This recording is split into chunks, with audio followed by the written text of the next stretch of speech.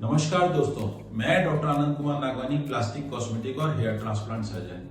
आज का टॉपिक है hair care mistakes that stop hair growth. मतलब हम अपने ही बालों की देखभाल कर रहे हैं और वो हमारी बालों की ग्रोथ को रोक दे रहे हैं। मतलब क्या हुआ? हेयर केयर का तो मतलब है कि हमारी ग्रोथ और अच्छी होनी चाहिए। बिल्कुल सही सुना आपने। जी हाँ, ऐसी हेयर केयर यानी कि ऐसी देखभाल जो आपके बालों का ग्रोथ ही रोक दे, उसके बारे में आज हमको चर्चा करनी है।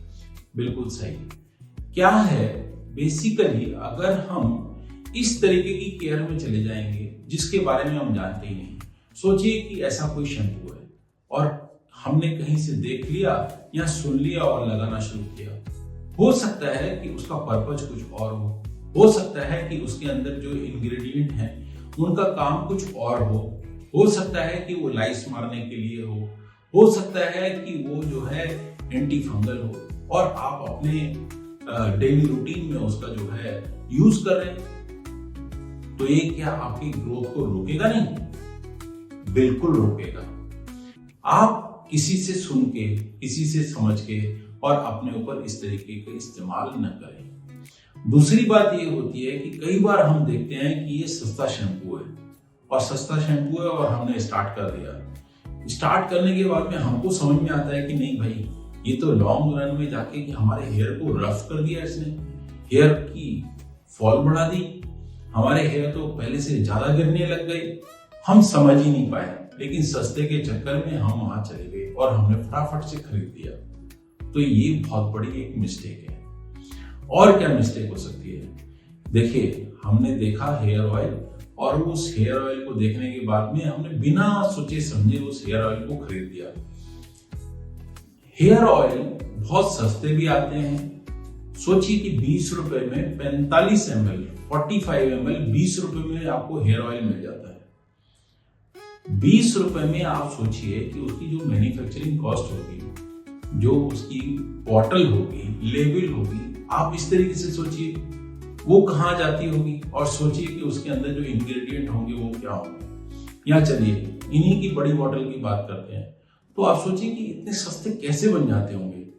इवन आज की डेट में आप जो कोकोनट ऑयल जो देखते हैं, जो आपको मिलता है, वही 350, 400 रुपए, 450, 500 और भी उससे महंगे आपको जो है coconut oil, plain coconut oil जिसके अंदर की कुछ और नहीं दिया होता है, इतने महंगे होते हैं।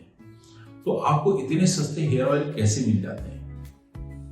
उसका सबसे बड़ा कारण है कि उनके अंदर मिनरल ऑयल्स होते हैं जो कि उसको सस्ता करने के लिए जरूरी डाले जाते हैं। अगर हम सीधी बात करें कि अगर हमको कोई हेयर ऑयल सस्ता करना है तो हम कैसे करेंगे कि मेनली अगर हम 99% उसके अंदर मिनरल ऑयल डालते हैं, वो 99% भी हो सकते हैं कि 90% भी हो सकते हैं, ये उसकी कॉस्टिंग के ऊपर डिपेंड करता है।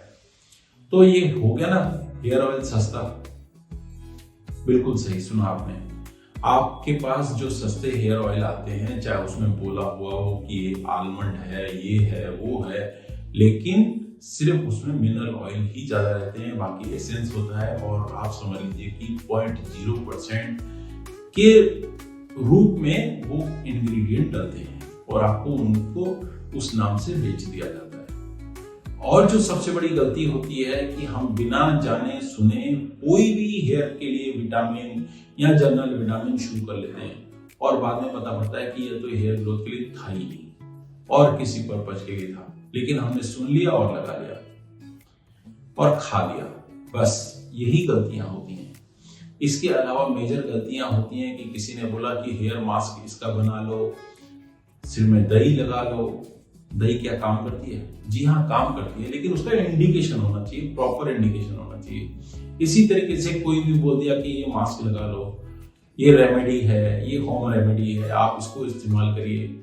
तो क्या आपको पता है कि क्या सच में आपके बालों में काम करेगी, आपके हेयर की ग्रोथ करेगी? कहीं ऐसा नहीं हो तो उल्टा ही काम कर रही हो। तो ये भी आपके लिए जानने के लिए बहुत जरूरी है। और क्या ऐसा हो सकता है कि जिससे कि आपकी हेयर ग्रोथ रुक सकती हो? जी हाँ, आपने कुछ ऐसा सीरम देखा मार्केट में और खरीद दिया और सीरम बोलते हुए आपने उसको लगाना शुरू कर दिया। आपको पता ही नहीं है कि उसके अंदर क्या है, किस क्वालिटी का है, और वो लगाने से आपको क्या फायदा होने वाला है। पता पड़ा कि वो उल्टा ही काम कर रहा है। तो आप पहले ठहरिए,